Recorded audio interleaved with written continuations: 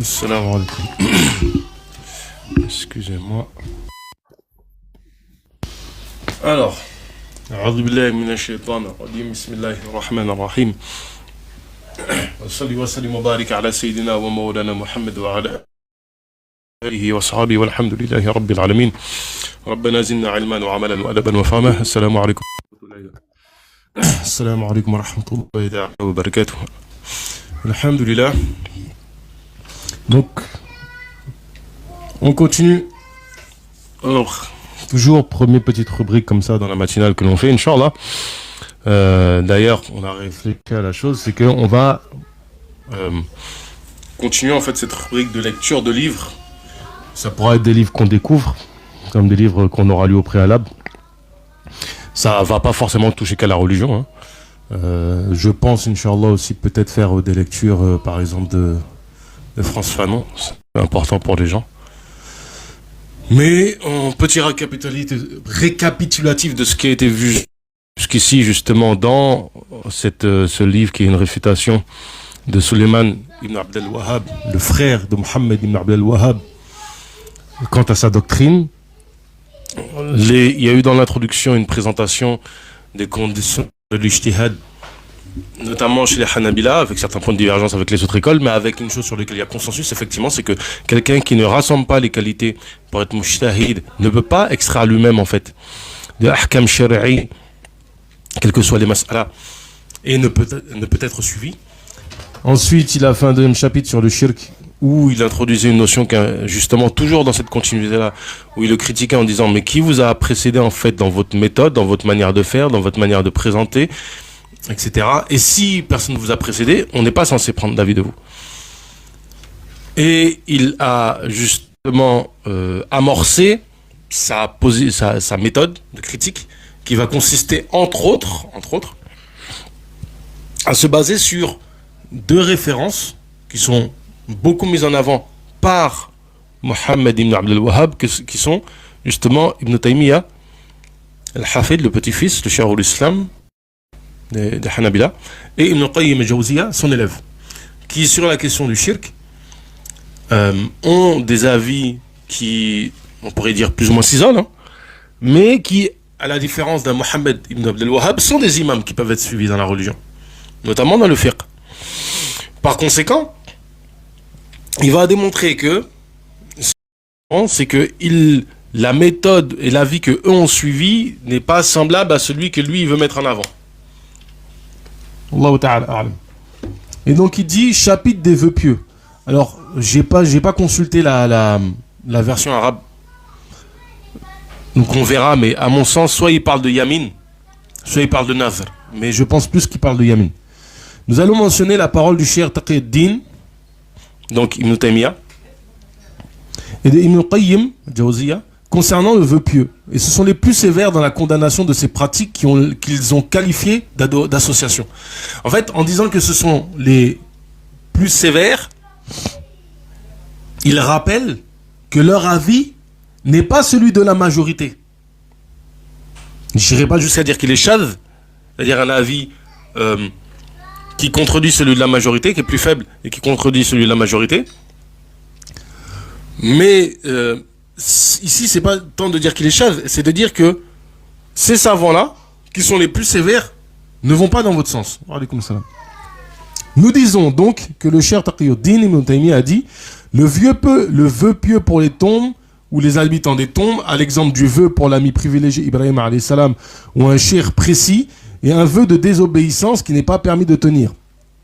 S'il pense l'aumône de son vœu aux pauvres et aux pieux, qu'il le mérite, c'est meilleur et plus bénéfique pour lui auprès d'Allah.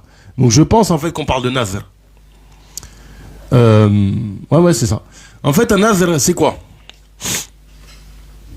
Un petit rappel de fiqh. Un nazr, c'est se rendre obligatoire une nafila. C'est se rendre obligatoire une nafila. Et donc de prime abord ici, il va être question de... lorsqu'on fait un nazr comme ça, mutlaq, il m'incombe en fait un nazr auprès d'Allah. Ce qui est rapporté, c'est qu'il faut faire une udhiya, comme on fait en fait pour Eid al-Kibir, c'est-à-dire qu'on va devoir mettre à mort en fait une chat, donc un novice capridé. Et on va devoir nourrir des pauvres avec. Donc pour le nazr. Et je pense que le nazr pour les tombes, ou les habitants des tombes, ça serait de donner la récompense pour eux. Allahu a'lam.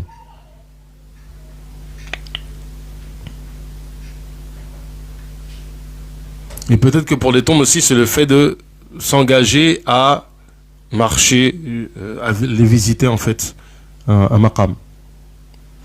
Si l'auteur du vœu était mécréant pour lui, il ne lui aurait pas ordonné d'en dépenser l'aumône, car l'œuvre n'est pas acceptée du mécréant. Intéressant. C'est ce qu'on appelle un mafhoum, c'est-à-dire que ce n'est pas dit explicitement, mais on le comprend. Et il y a différents types de mafhoum. Mafhoum al-awla, le mafhoum a fortiori, la compréhension a fortiori, mafhoum al-mukhallafa, la compréhension à contrario. Inch'Allah, n'hésitez pas à liker, partager, etc.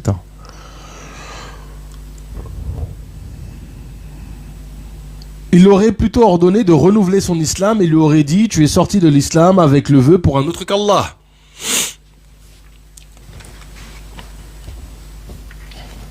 Le cheikh a dit également: quiconque fait le vœu d'embellir un puits ou un mausolée ou une montagne ou un arbre ou prononce un vœu pour ses habitants, alors il n'est pas permis de le tenir et il dépense l'aumône de son vœu dans un projet où le propriétaire est inconnu. Ça, les références, dans le premier c'était le Majmou' al-Fatawa et là c'est al-Ikhtiyarat al-Fiqhiyya.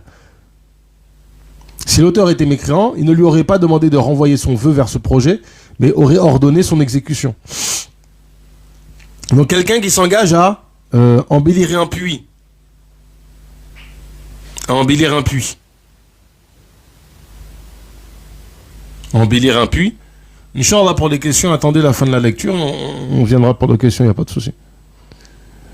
Embellir un puits, c'est-à-dire c'est une bonne action d'embellir un puits, etc. Donc, ou un mausolée, le mausolée d'un cheikh, etc.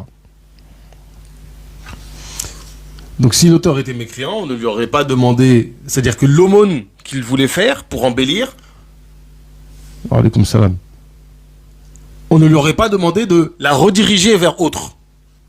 On lui aurait dit non, c'est pas valable, tu n'es pas musulman. Le cheikh a dit: quiconque fait le vœu d'allumer une lampe pour le prophète, alayhi salatu wassalam, versera sa valeur en somme d'argent à ses voisins habitant dans sa ville, sallallahu alayhi wa sallam. Ceci est meilleur que de compléter entièrement le Coran. Elle est magnifique cette parole. Je la retiens.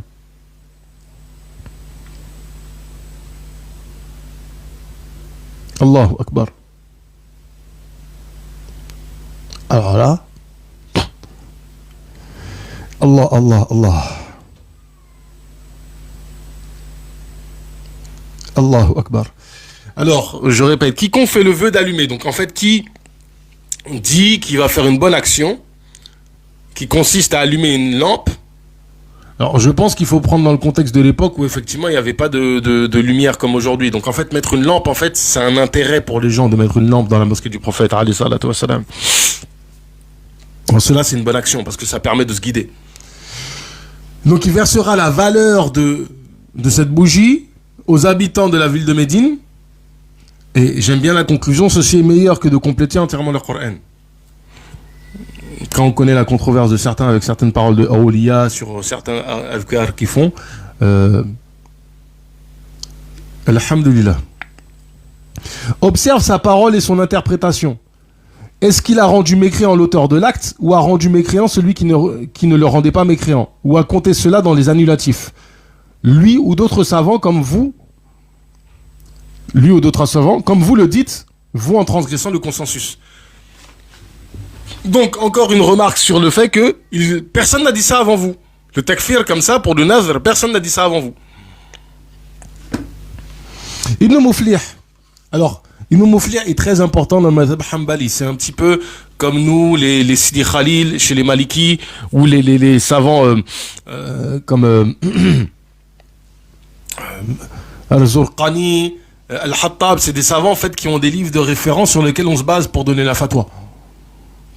A mentionné dans le Furu' de son maître, donc que le Cheikh Taqiyuddin a dit, quant à faire un vœu pieux pour autre qu'Allah, cela est semblable à faire un vœu pieux pour un cheikh en particulier pour l'istiratha, demande de secours, et l'accomplissement du besoin de sa part. Cela est semblable à jurer pour autre que lui, ou autre en dehors de lui, et c'est un vœu de désobéissance. Donc, ici il y a une analogie, c'est qu'effectivement faire un nazr, c'est-à-dire accomplir un acte surrogatoire pour autre qu'Allah. Il dit ici que c'est comme l'istiratha,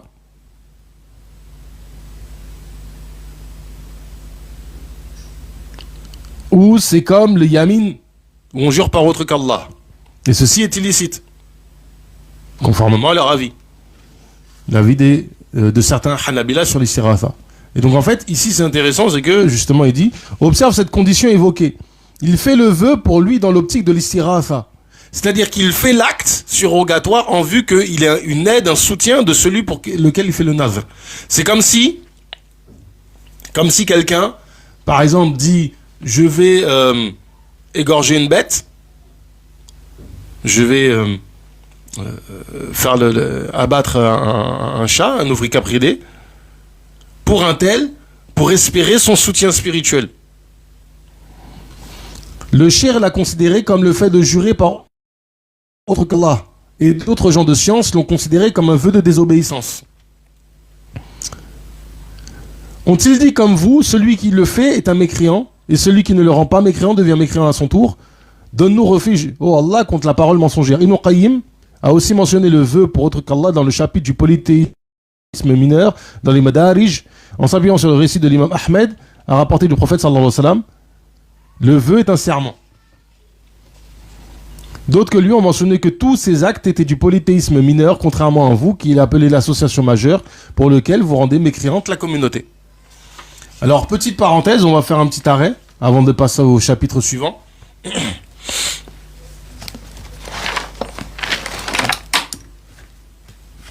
Pour ceux qui poseraient la question, je vais ici juste rapporter l'avis des Maliki, qui est évoqué par l'imam al-Majlisi, dans son commentaire de comment ça s'appelle, de Al-Akhdari, qui est un livre de débutant,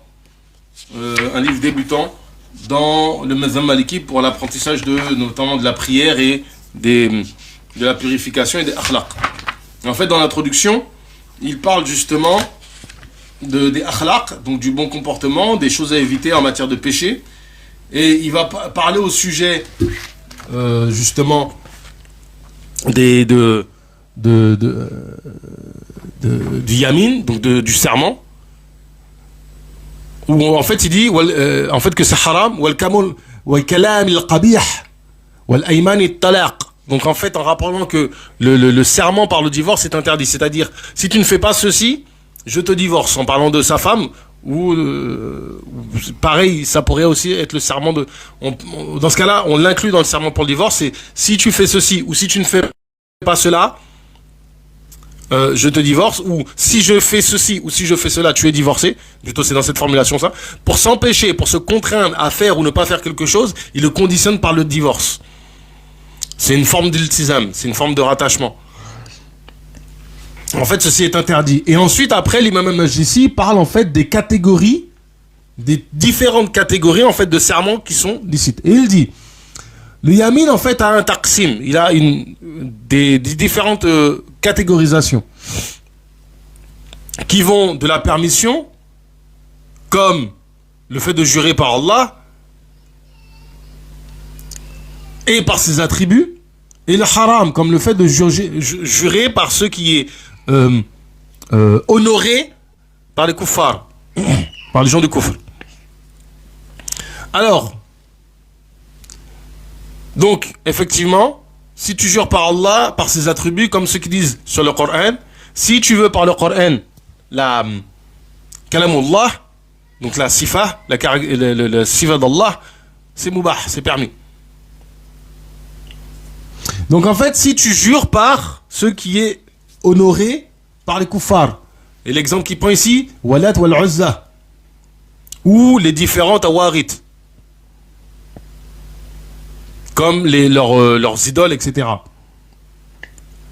Si il y a avec cela l'intention de faire le ta'zim, donc honorer, cela c'est du kufr. C'est du kufr. S'il n'y a pas cette intention d'honorer justement leur idole, ce qui est honoré par les kuffars. Par exemple, vous voyez, il y a des gens qui vont dire je touche du bois.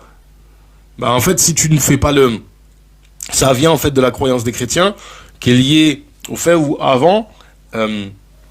quoique ici c'est pas un serment, donc c'est pas vraiment comparable, mais c'est à peu près l'idée. C'est plus la ruqya, ce genre de choses. Alors, donc quelqu'un qui dirait wa alaykoum salam, ça fait tellement bizarre en fait de le dire comme ça. Ouais, par Jésus par exemple, par Isa alayhi salam. Mais ça serait interdit, à part si tu crois comme les chrétiens que Isa alayhi salam est fils de Dieu, etc., etc. C'est haram, et la personne, il y a obligation de tawba pour elle. Donc en fait, il y a une distinction.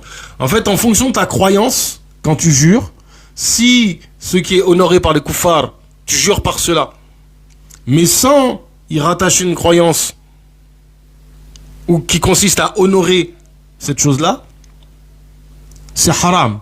C'est pas du kufr. Par contre, si tu y rattaches une croyance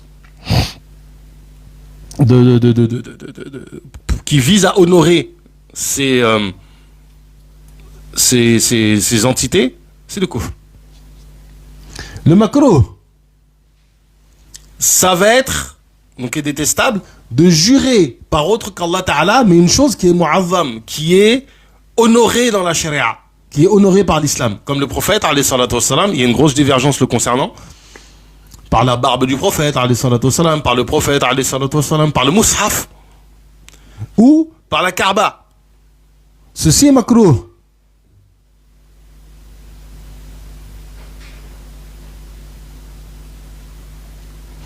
Et en fait, la personne n'est pas contrainte par par quoi elle a fait le serment. On a dit aussi que c'était haram. Et donc, la dernière chose que note justement l'imam al-Majlisi, c'est que le mahalul khilaf, ce sur quoi en fait il diverge, la divergence, ne touche que dans le cas où la personne dit la vérité. Si en fait c'est un serment mensonger, Yaminul Ramus, dans tous les cas c'est haram. Walillahi alhamd. Walillahi alhamd.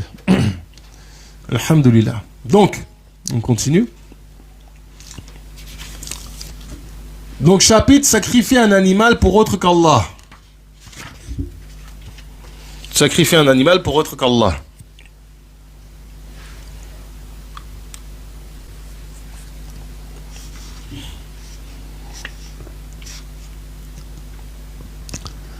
Quant à l'égorgement pour autre qu'Allah, il l'a mentionné dans les interdictions et ne l'a pas mentionné dans les actes d'apostasie.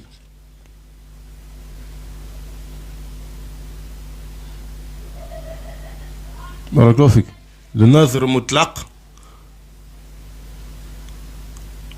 ou ala ta'a ne nécessite pas de kafara. C'est le nazr al-yamin qui nécessite. En plus, c'est intéressant parce qu'il y a une divergence ici de formulation entre les écoles qui est soulevée. Parce que, par exemple, pour nous, chez les Maliki, Nazr, ça désigne en fait le fait de se rendre obligatoire une nafila, tout simplement. Et en fait, elle devient, tant que tu l'as pas accompli, en fait, elle s'applique à toi. Là où, en fait, on va parler de al-yamin, al-iltizam, le yamin et l'iltizam, ça, en fait, ça contraint. Déjà, en fait, c'est intéressant de voir les divergences de terminologie. Donc, en fait, par exemple, quelqu'un qui pour un yamin, là où chez les Malikis, on te dirait que oh, mais ça, c'est juste un yamin, on utilise un truc comme ça, et c'est important déjà que les gens ils comprennent qu'il y a des divergences juridiques qui fait, ne serait-ce que dans la terminologie, hein, qui ont des implications. Je prends un exemple comme ça totalement hors de la question ici. La question de la nuit du doute. Laylatul Shak. En fait, les gens ne se rendent pas compte, mais il y a divergence entre les écoles sur qu'est-ce que Laylatul Shak. C'est quoi la nuit du doute? Il y en a pour eux, la nuit du doute, c'est quand il y a un témoignage. Il y en a pour eux, la nuit du doute, ils vont te dire, quand en fait le ciel est couvert, comme aujourd'hui par exemple, il fait pas très beau, le ciel est couvert, et qu'on ne sait pas si la lune est apparue ou pas. Allah ta'ala a'lam. Sauf l'égorgement pour l'idole et ce qu'on adore en dehors d'Allah, comme le soleil et les astres. Donc, le Cheikh Ibn Taymiyyah n'a pas mis dans les actes d'apostasie le fait de sacrifier pour autre qu'Allah, sauf dans le cas où c'est un sacrifice pour les idoles ou ceux qui est connu comme étant adoré en dehors d'Allah. Le Cheikh Taqi ad-Din l'a compté dans les interdictions, entraînant une malédiction sur son auteur comme celui qui change le balisage de la terre ou nuit à un musulman. Donc une interdiction qui n'est pas du kufr. Sa parole viendra si Allah le veut. Sayati viendra. Les gens de science ont mentionné cela dans les sacrifices rituels pour autre qu'Allah et ont interdit son rite sans rendre mécréant son auteur. Le Cheikh Taqi ad-Din a dit, comme l'égorgement pour les djinns que les ignorants font à Makkah, qu'Allah n'en oblisse, et les autres pays musulmans. Le prophète sallallahu alayhi wa sallam a interdit la consommation des gibiers sacrifiés pour les djinns à cet effet.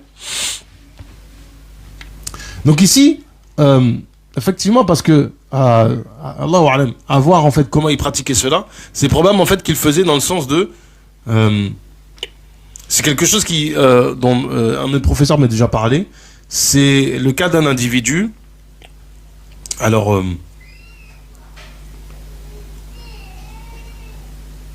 c'est des gens qui jouent avec les forces occultes. Donc ils ont des relations avec des djinns, ils ont des contrats avec eux et les djinns en fait leur obéissent. Et donc, ils vont faire croire à quelqu'un qu'il est ensorcelé. Ils vont te dire, la sorcellerie elle est dans la tête du mouton là-bas. Donc qu'est-ce que les gens vont faire? Ils vont tuer le mouton. Et en fait, le djinn va venir, il va mettre un petit papier dans la tête ou un truc comme ça. C'est ce genre d'acte, en fait. C'est-à-dire que tu tues, c'est pas au nom pour le djinn, entre guillemets. Mais quand tu tues pour le djinn, c'est pas l'intention de le rendre licite ou ce genre de choses. Le shirk n'a pas dit celui qui fait cela est mécréant, celui qui ne le rend pas mécréant devient mécréant à son tour, comme vous le dites. Et encore, ça va être un refrain, cette chose-là. Concernant la demande à autre qu'Allah, le Cheikh Taqi ad-Din, qu'Allah Ta'ala lui fasse miséricorde, l'a nuancé, si le demandeur demande au sollicité la rémission des péchés, l'entrée au paradis, le secourir de l'enfer, la descente de la pluie, la poussée de l'arbre et des spécificités similaires propres à la seigneurie, alors c'est du shirk. Ça c'est évident. Propre à la seigneurie, alors c'est du shirk et de l'égarement. Son auteur est appelé au repentir ou exécuté dans le cas contraire. Mais la personne individuelle qui fait cela n'a pas mécru tant que la preuve légale aboutissant à la mécréance de celui qui la rejette lui soit exposée. Comme sa parole sera expliquée, Inch'Allah, si vous dites, l'auteur du livre Al-Iqna', donc livre de référence pour la fatwa chez les Hanabila, quiconque instaure des intermédiaires entre lui et Allah, qu'il invoque sans remède à eux, et leur faire des demandes à mécru par consensus. En fait, ici, ce qu'il faut comprendre, c'est la ibada, c'est-à-dire considérer, faut revenir à la définition de la ibada. La définition de la ibada, par exemple celle de l'imam Razi, c'est faire des actes, des paroles, ou délaisser des actes et paroles, parce que vous pensez que celui qui a ordonné cela est honorable et qu'on doit accepter ses ordres. Quand j'ai dit honorable, c'est la notion de ta'zim. S'il n'y a pas ça, c'est pas une ibada. Sachant qu'il y a une grosse divergence en fait sur la définition de l'ibada. On peut vous donner encore d'autres définitions qu'on peut trouver à d'autres. Donc en fait, s'il n'y a pas cette idée de ta'zim, s'il n'y a pas cette idée que comment dirais-je, celui qui est là mérite d'être obéi parce qu'il a une qualité intrinsèque qui mérite, qui en renvoie à l'obéissance, et que c'est lui qui fait, qui agit, etc., à ce moment-là, effectivement, c'est une ibada.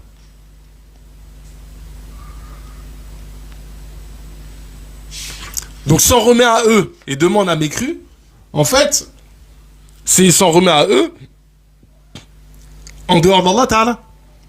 Je dis que cette opinion est vraie, mais le fléau vient de l'incompréhension des paroles des gens de science. Si vous analysez complètement la phrase, vous sauriez que vous la sortez de son sens originel, avec une interprétation biaisée. C'est d'autant plus étonnant que vous délaissiez sa parole explicite sur la requête nuancée et que vous alliez vers son expression vague sur l'intermédiaire, dont vous faites l'extraction de jugements contraires à celle des gens de science et prétendez ensuite que vos paroles déduites viennent d'un consensus. Alors, important. Al-Iqna', c'est un matn, c'est un murtasar. Je ne sais pas si le Frère Abou Khounaïs, il est encore là, mais en fait, c'est des textes où l'expression est, il y a peu de mots et veut dire beaucoup de choses. Et donc, en fait, il faut retourner au shuruh, aux explications des textes, qui permet d'avoir une vision globale, une vision bien détaillée. Souvent, ce qui se passe dans la manière de commenter ces textes-là, on commente mot par mot, ou bout de phrase par bout de phrase. Est-ce qu'un seul savant vous a précédé dans votre compréhension pratique de cette sentence? Oh, comme vous ne craignez pas Allah, subhanahu. Observe la manière dont il a rapporté le et, le waw, le harf mutlaq, le et de coordination dans l'expression des trois critères.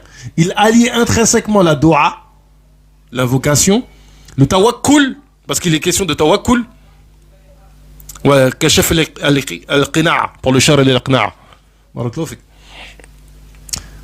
Donc, c'est-à-dire que la dua, pour que la dua soit considérée comme du kufr, il faut qu'il y ait un tawakkul sur celui à qui tu demandes. Il faut que tu t'appuies sur lui comme étant un être puissant.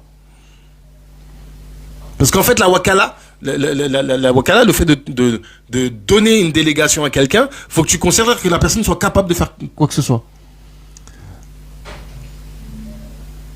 Car la dua, littéralement, l'appel, la demande dans la langue arabe et l'adoration au sens global. Le tawakkul, s'en remettre complètement à une chose, est une œuvre du cœur. Et la demande que vous surnommez à présent dua, invocation, n'est pas prononcée dans cette phrase avec le ou facultatif.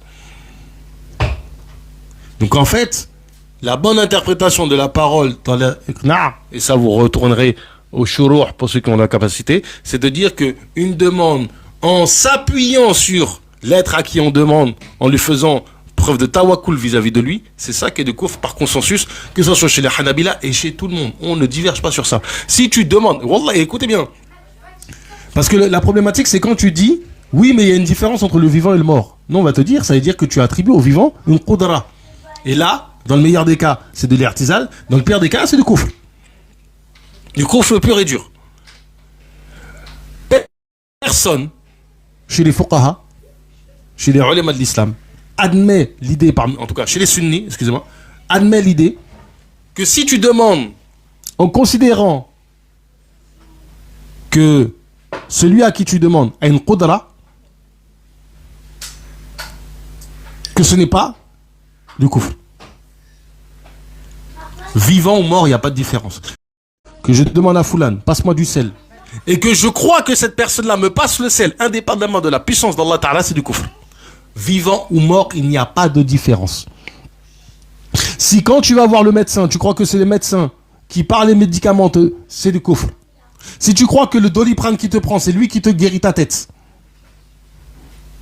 Wa alaykoum salam.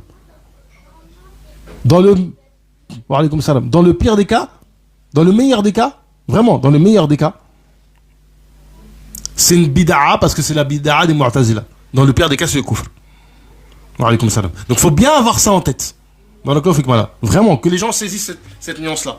Et il n'y a pas de différence entre mort et vivant sur cette question-là. Que la personne soit vivante ou que la personne soit morte, à partir du moment où tu demandes quelque chose en croyant que cette personne-là a une capacité intrinsèque qui lui est propre, soit tu crois que cette puissance a été créée par Allah Ta'ala c'est une bid'a, c'est la bid'a des Mu'tazila, soit tu crois que sa puissance est indépendante d'eux, c'est du kufr. Il n'y a pas de divergence sur ça, sur les gens de la sunna. Sans exception. Maliki, Shawafi'a, Hanabila, tout le monde. Même les écoles qui ont disparu. Ça, on peut le dire comme ça, sans même forcer. Sans recherche. Il a plutôt rassemblé l'invocation, la confiance totale et la requête dans un registre de coordination. C'est-à-dire que les trois sont liés. Alaykoum salam, oui. Alors que vous maintenant ne rendez mécréant que pour la seule demande facultative. Où en êtes-vous de votre compréhension par rapport à cette expression, sachant que le cheikh a clarifié le sens de cette phrase, de son origine dans plusieurs passages de ses propos. Ibn Qayyim a clarifié également d'où vient l'origine de cette sentence. Le cheikh Ibn Taymiyyah a dit, parmi les polythéistes sabéens, il y a celui qui montre l'islam et glorifie les astres, en prétendant que ces derniers répondent aux besoins qu'il leur communique. Il se prosterne pour eux, fait des sacrifices et les invoque. Et certains affiliés à l'islam sur la doctrine des polythéistes sabéens et les polythéistes brahmanes a rédigé un livre dans l'adoration des astres, qui est la sorcellerie sur laquelle étaient les Cananéens, que les rois de Namarda ont conquis. Al-Khalil, alayhi salatu wassalam, Sidina Ibrahim, alayhi salam, fait envoyer à la religion puritaine d'Ibrahim pour Allah Ta'ala à cela. Oh, sa traduction est compliquée là. Iqtida' as-sirat al-mustaqim. Ibn Qayyim a dit sur cela. Donc en fait, comprenez bien, la parole de Ibn Qayyim, c'est que si tu as une croyance qui intrinsèquement n'est pas en conformité avec la ilaha illallah Muhammad Rasulullah, même si tu le prononces, ou tu t'habilles de l'islam en apparence, le peuple de Némorod. Ah, Baraklofik. Je sais pas, c'est au pluriel. Je sais pas. Il faudrait que j'ai pas l'arabe sous les yeux, donc on va dire que je vogue à vue avec la traduction du frère Qaïs. Allah Ta'ala récompense pour cette traduction-là. Et il n'a pas que ça, vraiment, pour parler comme ça. Là. Pour les gens qui s'intéressent. Ah, t'as raison, ça, ouais, parce que, effectivement, Némorod, je crois que selon certains, c'est un titre. C'est un titre. Pour les gens qui s'intéressent, le frère Qaïs, donc il a fait une maison d'édition, édition Al-Hanabila, où il traduit en fait des textes classiques des Hanbali, des ulama Hanbali dans différents domaines, différentes questions. Ça peut être le tasawwuf, ça peut être le adab, etc. Tenez, je vais vous montrer l'une des traductions qu'il a faites, que j'ai acheté aussi. Et là, pour le coup, il faudra vraiment que j'achète le livre en arabe et que je trouve quelqu'un pour me l'enseigner correctement. C'est la Aqidah des Hanabila, c'est assez clair, hein. Mince, je ne trouve pas le livre. Bon, Inch'Allah, je le montrerai après. Mais en tout cas, bref. C'est des genres de travaux comme ça qu'il faut mettre en avant, Inch'Allah. Et donc cette école-là qui... déjà que toutes les écoles en général sont très peu connues, alhamdoulilah que des gens font un effort sur le madhhab hanbali. Ibn Qayyim a dit sur cela, ils reconnaissent pour le monde un créateur honorable et sage, exempt de défauts et d'imperfections. Sauf que notre seul moyen d'atteindre la destination de Sa Majesté se fait par des intermédiaires. Nous devons obligatoirement nous rapprocher de lui par des esprits intermédiaires proches de lui. C'est un petit... Le vaudou, c'est pareil. Le vaudou, c'est le même concept. Nous nous rapprochons d'eux et de lui avec leur intervention. C'est-à-dire qu'ils sont capables, puissants, voulants. Ce sont nos seigneurs, nos divinités, nos intercesseurs auprès du Seigneur des seigneurs et la divinité des divinités. Alors, nous ne les adorons que pour qu'ils nous rapprochent davantage d'Allah. Surat Zumar, verset 3. Ouais, Zumar, je suis pas fou.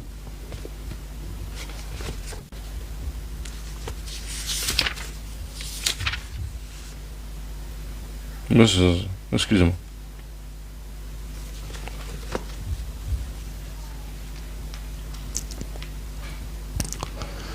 Nous leur remettons à partir de là nos situations et nos demandes. Donc en fait, on s'appuie sur eux. Toutes nos affaires leur sont confiées de sorte qu'ils intercèdent auprès de notre divinité et leur divinité à eux. Cette prise en charge ne peut survenir qu'avec la demande de dons aux esprits intermédiaires à travers l'imploration et l'invocation dans les prières, les aumônes, les sacrifices, les cérémonies rituelles à leur service. Ceux-là ont mécru aux deux principes de la religion. L'un d'entre eux est l'adoration d'Allah, seul sans associé, la mécréance en ce qui est adoré en dehors de lui comme divinité. Le deuxième est la foi en ses envoyés et le message qu'ils ont apporté avec acceptation et soumission. Ahkam ahlud dimma. Parce qu'effectivement, ça c'est important de le retenir, c'est que comment tu peux établir une religion sur ton propre aql? Il faut qu'Allah Ta'ala t'envoie quelqu'un ou que tu te bases sur une révélation. C'est ça le blâme qu'il y a dans le Coran par rapport à ça. Observe les intermédiaires mentionnés dans la phrase et comme vous le comprenez en dehors de leur sens original. Mais cette interprétation biaisée de la parole d'Allah, de son messager et des autorités religieuses en islam n'est pas la plus surprenante venant de vous. En plus de votre transgression du consensus, le plus surprenant est que vous argumentez avec cette sentence dans une portée différente de ceux qui l'ont transmise. Et dont vous pouvez voir des explications claires sur la même question. Votre procédé n'est-il pas le suivi des choses ambiguës et l'abandon des choses claires? Qu'Allah Ta'ala nous garde ainsi que vous de suivre la mauvaise penchant. Alhamdulillah Rabbil Alamin. Et on fait un troisième chapitre, Inch'Allah Ta'ala, le tabarouk et le tamsih. Tamsih, excusez-moi. Quant à la recherche de bénédiction, tabarouk, et l'essuage, tamsih, des tombes, le prélèvement de leurs terres et la tawaf autour d'elles. Les savants en ont parlé. Par exemple, la question du tawaf, c'est une bid'a. Clairement. Après, il faut voir en fait qu'est-ce que tu appelles tawaf. C'est les foudres divines en réfutation au wahhabisme. Le livre de la réfutation de Sulayman ibn al-Wahhab à son frère et à sa doctrine. Certains ont considéré ces pratiques parmi des actions détestables. C'est par exemple la vie de Ibn al-Hajj. Ibn al-Hajj dans le Madkhal, où justement il blâme le tabarouk, où on consiste à se frotter sur la tombe du prophète alayhi salatu wassalam. Donc je pense qu'ils parlent de leurs fuqaha eux. Mais nous, chez nos fuqaha, nous, chez les malikis par exemple, il y a l'avis que c'est détestable, l'avis d'autres vont dire que c'est permis. Allahu ta'ala a'lam. Inch'Allah, demain, pas parce que là ça fait un petit moment, quoique peut-être je mettrai directement sur YouTube, il y a une fatwa de Shaul al-Khadim où il cite Ibn al-Hajj en entier. Lui ai commenté cette parole-là, mais je vais la refaire de manière beaucoup plus correcte. Certains ont considéré ces pratiques parmi les actions détestables, d'autres les ont comptées parmi les actions interdites, mais aucun d'entre eux n'a affirmé que l'auteur de ces pratiques était apostat, comme vous le dites, jusqu'à rendre mécréants ceux qui ne les rendent pas mécréants. Il insiste beaucoup sur le fait que si tu ne rends pas mécréants ces gens-là, t'es kafir aussi. La question est évoquée dans les livres des rites funéraires lors du chapitre de l'enterrement et la visite du mort. Si tu veux connaître ce que je te mentionne, alors explore les ouvrages d'Al-Furu' Ibn Muflih, Al-Iqna' Al-Hajawi et d'autres livres de jurisprudence. Pareil, ils citent en fait les ulama de leur madhab. Revenez aux savants des mazahib. Si vous portez atteinte à l'intégrité de ceux qui ont rédigé ces livres, ce ne serait pas grand-chose de votre part. Mais sachez que ceux-là n'ont pas transmis leur propre école. Ils ont relaté l'école d'Ahmed ibn Hanbal et les autorités religieuses de la guidée de son parti, du madhab de Ibn Hanbal, dont la communauté a été unanime sur la maîtrise et la bonne voie. Si vous refusez autre chose que l'entêtement que vous prétendez les hauts degrés, en prenant directement des preuves sans suivre les maîtres de la guidée, alors on a vu précédemment que cela est une transgression du consensus. Donc en fait c'est très intéressant, ici il conclut en disant, vous pouvez ne pas être d'accord, il n'y a pas de souci, mais dites-vous que vous n'êtes pas d'accord avec le madhab de l'imam Ahmed qui a été transmis. Dernier détail qui est très important concernant le madhab de l'imam Ahmed, j'aurais de cesse de le répéter parce que c'est une chose que j'ai trouvé très intéressante quand un frère a présenté cette école-là. Le mu'tamad chez les Hanabila, c'est, selon eux, l'avis sur lequel le dernier avis que l'imam Ahmed a eu.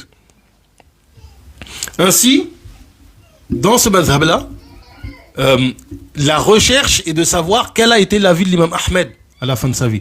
Ensuite, il y aura des divergences en fonction de la méthode de l'imam Ahmed sur des questions qu'il n'a pas traitées.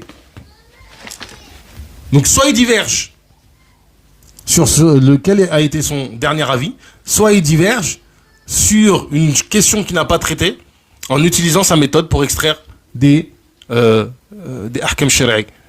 Donc c'est Voilà. quand on parle de l'imam Ahmed chez les Hanabila, c'est ça qu'il faut comprendre. Et donc quand ici Suleiman ibn Abd al-Wahhab rapporte cette chose-là, rapporte justement un avis en se basant sur les livres classiques, les moutons classiques du madhab Hanbali, il faut comprendre qu'il renvoie justement à ce qui a été compris de l'imam Ahmed radiyallahu anhu. Subhanakallahumma wa bihamdika ashhadu an la ilaha illa anta astaghfiruka wa atubu ilayk wa salli wa sallim wa barik ala sayyidina wa mawlana Muhammad wa ala alihi wa sahbihi walhamdulillahi rabbil alamin.